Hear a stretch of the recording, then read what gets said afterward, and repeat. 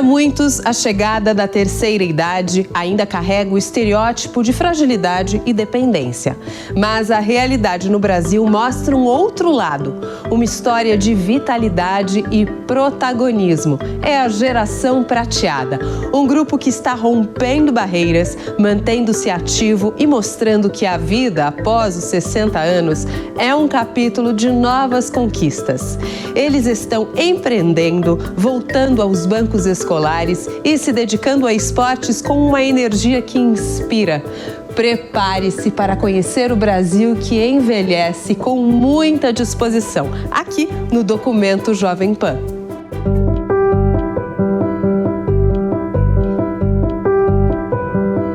Eu sou um velho, eu sou careca, eu tenho barbas brancas, eu uso óculos e essas rugas, elas mostram sabores e dissabores que eu vivi pela vida e tenho muito orgulho delas. Vamos desconstruir a palavra velho, porque no Brasil o velho é sempre o outro. Enquanto não cair a ficha, você não luta contra o idadismo. É preciso que a gente incorpore e se sinta bem sendo velho. O velho é o jovem que deu certo. E eu almejo para você, mais jovem, um futuro que te abrace. Essa questão da luta contra o idadismo, ela começa dentro de si. Eu sempre trabalhei em televisão, né? E eu tinha um programa na TV já há 16 anos, um programa muito consolidado.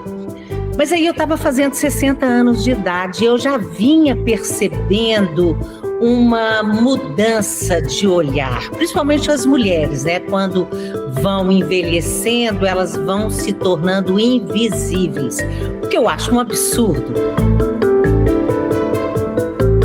A nossa sociedade ainda tem etarismo contra o envelhecimento. É um preconceito. Está começando a quebrar, está começando a ter um novo olhar. E isso, para mim, é a minha luta. De acordo com a Organização Mundial de Saúde, o número de pessoas com idade superior a 60 anos chegará a 2 bilhões até 2050. Isso representará 1/5 da população mundial. Uma revolução silenciosa transformou o perfil demográfico do Brasil. A expectativa de vida ao nascer, que era de apenas 62,6 anos em 1980, saltou para 74,9 anos em 2013, um aumento de quase 20%. Mas o crescimento não parou por aí. Entre 2013 e 2023, a expectativa de vida subiu mais 1 ano e meio, atingindo a marca de 76,4 anos. Isso mostra que os brasileiros estão vivendo mais e celebrando a longevidade. Em apenas 25 anos, a população brasileira com mais de 60 anos pode dobrar, conforme ressalta o médico, gerontólogo e presidente do Centro Internacional da Longevidade, Alexandre Kalash. Numa sociedade que vai dar um salto de 15% para 30% das pessoas sexagenárias nos próximos 25 anos, em 2050 nós vamos ter 31% da população com mais de 60 anos, nós vamos dar um salto de 33 milhões hoje de sexagenários para 68 milhões, então tem que chamar a atenção dessa sociedade. Basta você ter 35 anos hoje, para daqui a 25 você ser um sexagenário. Abre o olho, cuide-se. Cuide-se e cuide-se dos outros, porque o nosso envelhecimento é relacional. O seu envelhecimento depende do envelhecimento daqueles que estão ao seu lado. Então, a palavra que mais combina com longevidade é solidariedade. E essas duas passam por intergeracionalidade. Vamos ser um país mais humano, mais coeso, mais solidário, para que o processo de envelhecimento, a grande conquista dos últimos 100 anos, não se torne um desastre para os próximos 20, ou 30, ou 100.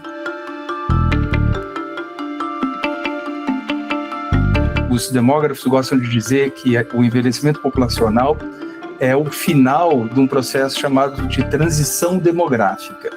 E esse processo de transição demográfica, ele é ele vai transformar a população mundial, a humanidade, de fato, né, de uma forma, se não permanente, né, pelo menos estrutural e por muito tempo, porque a população, como a gente sabe, ela era, por quase toda a história da população, as populações cresciam muito lentamente, porque as pessoas morriam muito e tinham muitos filhos, então a fecundidade era muito alta e a mortalidade também era muito alta. A gente agora está convergindo para um momento em que a fecundidade vai ser baixa e a mortalidade também vai ser baixa. Então, as duas altas ou as duas baixas resultam igualmente em baixo crescimento demográfico, mas com uma diferença muito grande. Quando você tem fecundidade alta e mortalidade alta, você tem uma estrutura etária jovem, né? E quando você tem fecundidade baixa e mortalidade baixa, você tem uma estrutura etária velha, né? Idosa, que é o que está acontecendo no Brasil, está acontecendo no mundo. Então, assim, para resumir, esse é um fenômeno que está acontecendo no mundo inteiro, começou nos países mais desenvolvidos, a Europa está muito à frente da gente, né, nesse sentido, a população com mais de 65 anos na Europa gira em torno de 25% a 30%.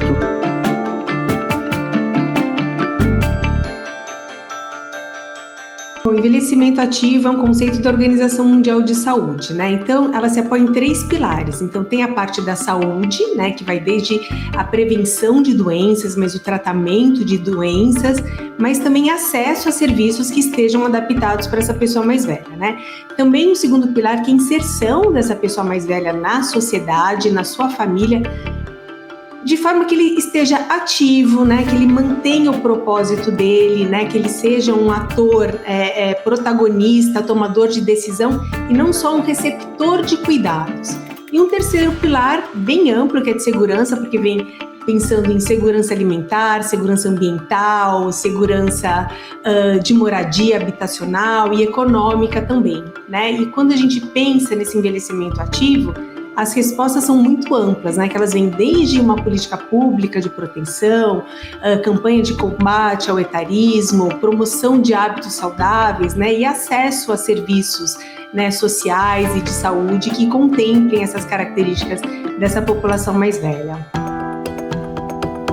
Eu acho que o Brasil tem uma característica muito particular, porque os outros países que envelheceram, eles enriqueceram e depois eles envelheceram, né? Então, no Brasil, a gente não teve essa chance, a gente envelheceu sem enriquecer. E o Brasil, a gente tem muito esse culto ao corpo, à estética, ao vigor, né? Então, além do idoso agora, muitas vezes ele está associado a essa perda da juventude, da beleza, né? Mas também associado, né, a um corpo doente e a um corpo pobre também. Então, ele é uma somatória de estigmas e preconceitos, né? Então, acho que no Brasil, esse etarismo, ele ainda mais importante do que vários outros lugares, né? Onde que, por exemplo, a sabedoria, a experiência acaba sendo mais valorizado do que esse corpo jovem e vigoroso. Precisa cair na sua ficha que envelhecer é um privilégio, né? É um ato revolucionário, é uma conquista civilizatória. Esqueça a imagem de fragilidade e dependência. A população idosa de hoje está quebrando estereótipos e paradigmas, redefinindo o que significa envelhecer. Eles não estão se aposentando da vida, estão se lançando em novas jornadas com uma energia contagiante. São empreendedores, influenciadores, estudantes, atletas. Estão provando que a idade é apenas um número e que a experiência pode ser o maior trunfo para novos projetos de vida. Salime Sá Pereira atuou como advogada por mais de 3 décadas. Hoje, no auge de seus 78 anos, trabalha como gestora financeira. Meu ciclo já tinha terminado na advocacia, entendeu? Já tinha trabalhado muito, já tinha tido muitas experiências e para mim era um ciclo que já tinha terminado. Eu já também estava muito cansada do telefone toda hora e ter agenda, ter prazos, e eu estava vivendo muito problemas dos outros, sabe? Não meu.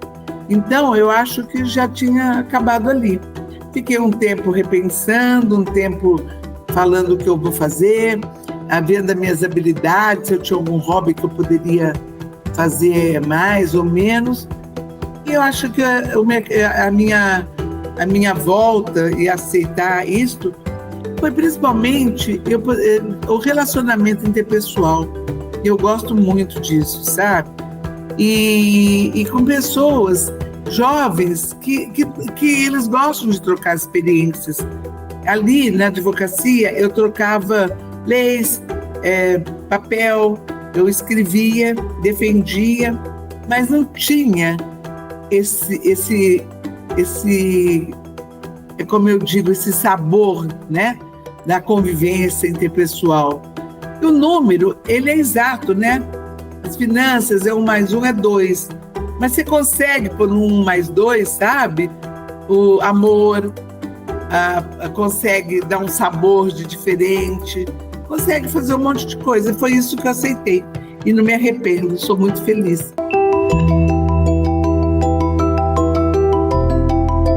O recomeço é tudo, a gente tem que ir à frente. Ninguém é melhor do que ninguém. E nós somos muito importantes, porque nós carregamos dentro de nós a nossa experiência de vida. Entendeu? E a experiência é uma coisa que não tem preço. E hoje estão buscando no mercado a experiência para juntar aos jovens e fazer um meio termo maravilhoso. O que você vai passar para os jovens que estão com você? Então, eu levo muito a sério isso, sempre procuro dar o meu melhor, certo? E peço para eles também que deem o melhor deles. E a gente tem, assim, uma relação interpessoal maravilhosa, entendeu? Eu amo o meu trabalho, amo o que eu faço, amo conversar com as pessoas, amo aprender com as pessoas. Então, eu levo meu trabalho não com peso, sabe? Com leveza. Quando você olha para o mercado formal, para o mercado de trabalho propriamente dito, se você pegar o último resultado de 24, o que a gente viu foi que quase 70%, houve um aumento de quase 70% nas pessoas que estão trabalhando acima dos 60 a mais. Então essa é uma mudança significativa. É uma mudança significativa porque impacta o ambiente de trabalho, impacta a forma como você pensa o ambiente de trabalho, impacta como você organiza a sociedade. Vamos lembrar que a gente é uma sociedade que vai ter cada vez menos crianças e cada vez mais idosos. Isso mexe nas políticas públicas para você pensar o bem-estar da população. Isso impacta o convívio familiar também. Nós construímos um mundo de uma família que partia do pressuposto de você ter o casal com filhos, e essa é uma geração que cuidava desses filhos.